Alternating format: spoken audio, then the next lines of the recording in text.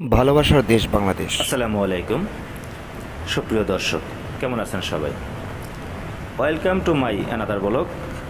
আমাদের আজকের ব্লগটি ঢাকা যাত্রাবাড়ি থেকে মাওয়া এক্সপ্রেস হয়ে ভাঙা গোল চত্বর পর্যন্ত রোডের যে উন্নয়ন বা দৃশ্যমান দৃশ্যগুলো এই ভিডিওর মাধ্যমে আপনাদের সামনে তুলে ধরার চেষ্টা করব।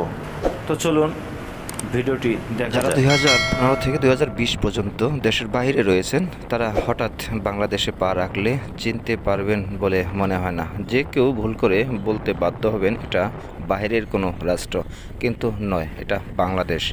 বাংলাদেশে এত উন্নয়ন হয়েছে যে উন্নয়নের কথা না আসলে বললেই সত্য নয়। কথা বলতে কি, আমি যখন ছোটোবেলায় এই ঢাকায় আসি তখন এই ফ্লাইওভারের নিচ দিয়ে সিপার রাস্তা ছিল, যেখানে দুটো গাড়ি সাইড হতে গেলে রাস্তার এপাশে ওপাশে জাম হয়ে যেত। আমরা যারা বলি কারো বাপের টাকায় উন্নয়ন হয় না, আমি তাকে বলি, আপনি তাহলে কোত্থেকে টাকা আনবেন এনে এই দেশের উন্নয়ন করুন?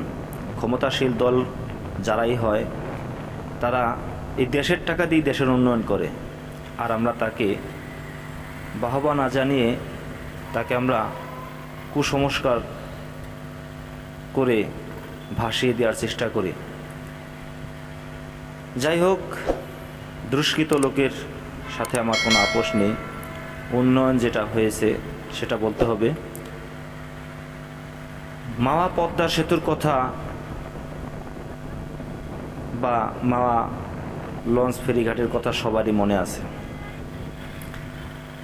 কে না জানে 3 থেকে 4 ঘন্টা সিরিয়ালে দাঁড়িয়ে থাকতে হয়, এবং যে ফেরিটি গাড়ি নিয়ে এপার থেকে ওপার রওনা হয় তাকে সময় দিতে হয় 2.5 থেকে 3 ঘন্টা।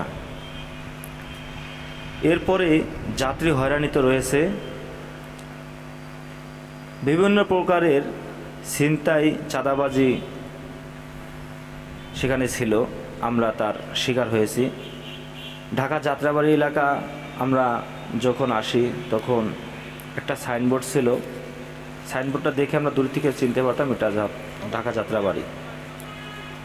তো এখন আর আশা করি তখনকার আমলে যারা যদি কেউ এই দেশ থেকে বিচ্ছিন্ন হয়ে বিদেশের মাটিতে পাড়ি জমিয়ে থাকেন, তারা যদি এখন ঢাকায় আসেন, আমি কনফার্ম হয়ে বলতে পারি আপনি চিনতেই পারবেন না এটা আপনার মাতৃভূমি, এটা আপনার জন্মভূমি।